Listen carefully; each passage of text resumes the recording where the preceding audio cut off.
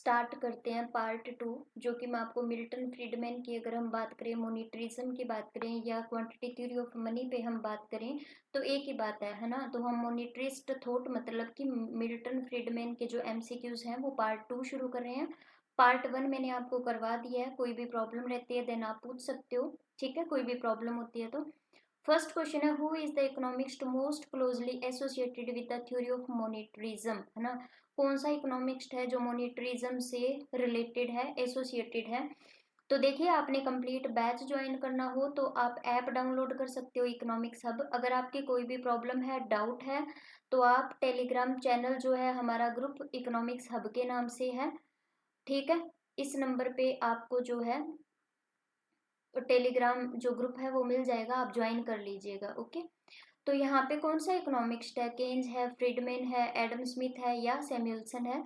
तो इसका right answer आप जानते ही हो क्या होगा, मिल्टन फ्रीडमैन। तो इसका राइट आंसर है बी ऑप्शन। सेकंड पे चलते हैं। सेकंड आपसे पूछा गया, what principle of the foundation of Milton Friedman monetarism theory, है ना। मेन इसका जो सिद्धांत का मुख्य आधार क्या है, मेन फाउंडेशन क्या है। Supply and demand dynamics, the quantity theory of money, physical stimulus policy या गवर्नमेंट स्पेंडिंग रेगुलेशन। तो हिंदी में भी इसका जो है गिवन है, आप अनुवाद देख लीजिएगा। तो मेन इसका जो सिद्धांत है वो किससे रिलेटेड है, वो आपका क्वांटिटी थ्योरी ऑफ मनी से रिलेटेड है। मतलब मेन जो मोनेटरिस्ट थे वो किससे रिलेटेड थे, वो मनी सप्लाई से रिलेटेड थे। तो इसका आंसर क्या आएगा, क्वांटिटी थ्योरी ऑफ मनी। इसलिए मैं बोल रही हूँ कि क्वांटिटी थ्योरी ऑफ मनी की बात कर सकते हो मिल्टन फ्रीडमैन की, या फिर मोनेटरिस्ट थॉट भी आप बोल सकते हो। चलिए नेक्स्ट कर लेते हैं। थर्ड में आपसे क्या पूछा गया, according to Milton Friedman what should be government focus on to maintain economic and price stability. अगर हम अकॉर्डिंग टू मिल्टन फ्रीडमैन की बात करें तो what should be government focus, जो गवर्नमेंट है वो किस पे मेन फोकस कर रही है। फिक्स्ड इंटरेस्ट रेट के ऊपर, निश्चित ब्याज दरों के ऊपर, deficit control, physical deficit control, राजकोषीय घाटे के नियंत्रण पर, targeting the growth rate of money supply, मुद्रा आपूर्ति की वृद्धि दर को लक्ष्य बनाना, या फिर प्रमोटिंग फ्री ट्रेड पॉलिसी। तो इसका राइट आंसर क्या होगा, इसका राइट आंसर है C option, targeting growth and rate of the money supply, मतलब कि मुद्रा आपूर्ति की वृद्धि दर को लक्ष्य बनाती है मेन। अगर हम बात करें मिल्टन फ्रीडमैन के अकॉर्डिंग, यहाँ पे आपसे अकॉर्डिंग टू केन्स पूछ सकते हैं, अकॉर्डिंग टू क्लासिकल पूछ सकते हैं, है ना। तो इस तरह से अलग अलग जो इकोनॉमिक्स थे उनके थॉट आप अच्छे से कर लीजिएगा। मैंने कंप्लीट आपको थ्योरीज हैं जो करवा रखी हैं, आप देख लीजिएगा।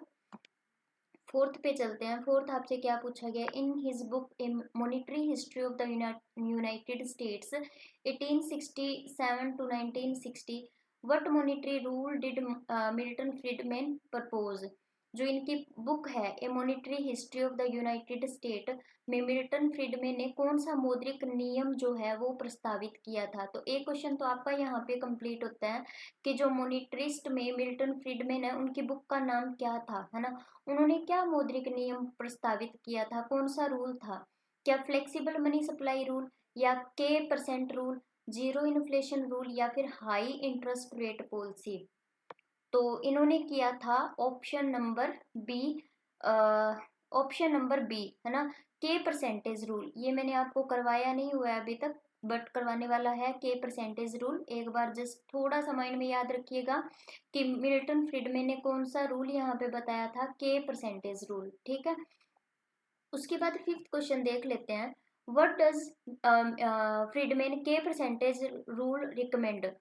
फ्रीडमैन के प्रतिशत नियम में क्या सुझाव दिया गया है, जो के परसेंट इन्होंने बनाया था उसमें क्या सुझाव दिया गया है। The money supply should grow at a constant annual rate tie to nominal growth rate. मुद्रा आपूर्ति की वार्षिक जो वृद्धि दर है को नामात्र जीडीपी की वृद्धि दर के अनुरूप स्थिर रखना चाहिए। Interest rate should be adjusted monthly to match inflation. जो इंटरेस्ट रेट है आपका मुद्रास्फीति के अनुसार ब्याज दरों को मासिक रूप से समायोजित करना चाहिए। या फिर जो सी ऑप्शन है, physical policy should be prioritised over monetary policy. जो राजकोषीय नीतियों को मौद्रिक नीतियों से अधिक प्राथमिकता दी जानी चाहिए।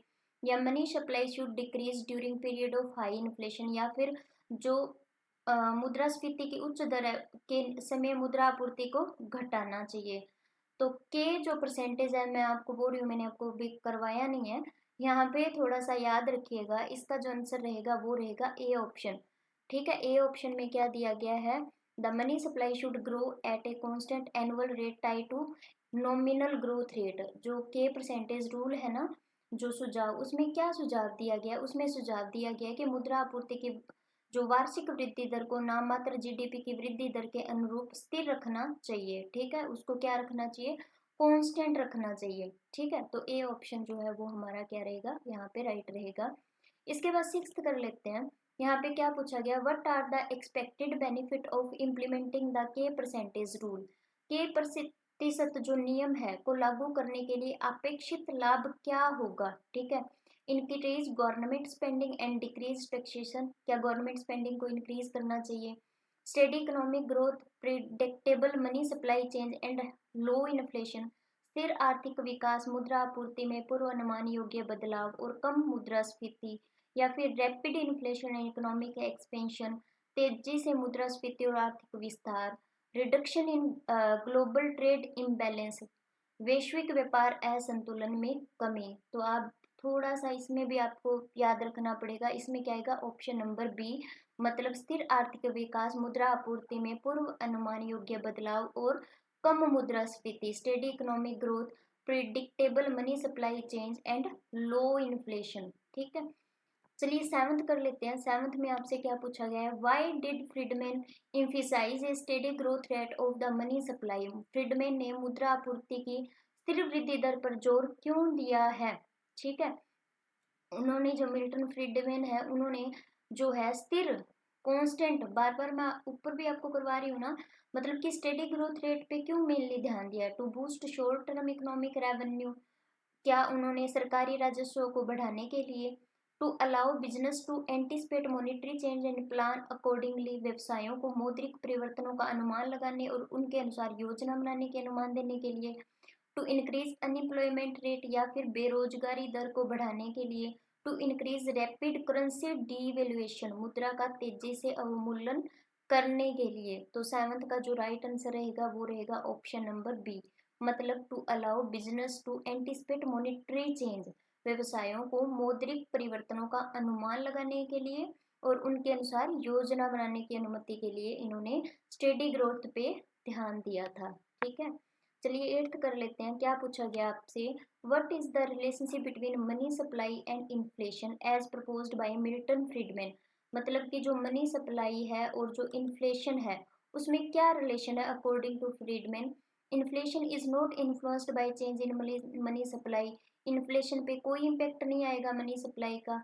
या फिर excessive money supply growth lead to inflationary effect. या फिर मनी सप्लाई ज़्यादा होने से जो इन्फ्लेशन है वो ज़्यादा इंक्रीज होगी। A constant money supply reduce inflation zero, अगर कांस्टेंट मनी सप्लाई है तो रिड्यूस होगी इससे इन्फ्लेशन जो कि to zero. Inflation decrease as money supply increase, या फिर मनी सप्लाई इंक्रीज होने जो इन्फ्लेशन है वो डिक्रीज होगी। तो बताइए क्या रिलेशन है अकॉर्डिंग टू फ्रीडमैन। तो इसका जो राइट आंसर है वो क्या रहेगा, excessive money supply growth lead to inflationary effect. कहने का मतलब क्या है कि अत्यधिक अगर मुद्रास्फीति आपूर्ति होगी तो मुद्रास्फीति के प्रभाव को जन्म देगी।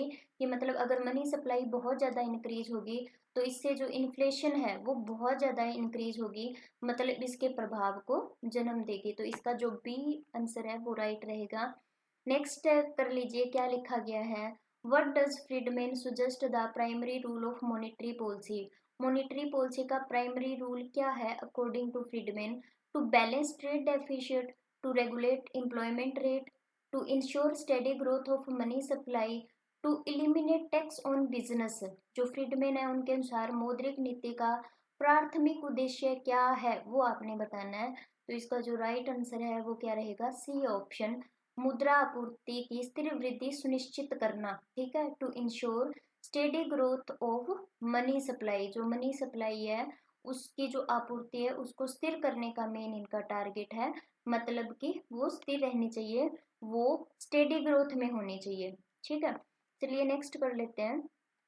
What is the significance of book A Monetary History of the United States 1867 to 1960 in Economic Thought? आर्थिक विचारों में जो ये बुक का नाम है उसका मेन महत्व क्या है, उसकी इम्पोर्टेंस क्या है?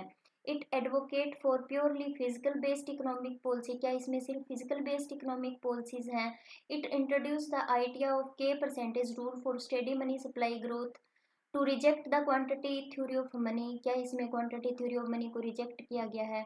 It support abolishing central bank, ये केंद्रीय बैंकों को समाप्त करने का समर्थन करता है। तो इसमें राइट आंसर है वो क्या रहेगा? It introduce the idea of K percentage rule, जो कि फ्रीडमैन ने दिया है ना, उस रूल को इस बुक में अच्छे से समझाया गया है, राइट। तो ये था आज का लास्ट क्वेश्चन। नेक्स्ट सीरीज में मैं आपको नेक्स्ट क्वेश्चन करवाऊंगी पार्ट थर्ड में। कोई भी प्रॉब्लम होती है देन आप ग्रुप में भी पूछ सकते हो, कमेंट में भी पूछ सकते हो, और लाइव क्लास के लिए मुझे आप शाम का टाइम डिसाइड करके बताओगे कि शाम को आप किस टाइम पे क्लास जो है शुरू करना चाहते हो। ठीक है, तो मिलते हैं आपसे नेक्स्ट लेक्चर में। Okay, bye.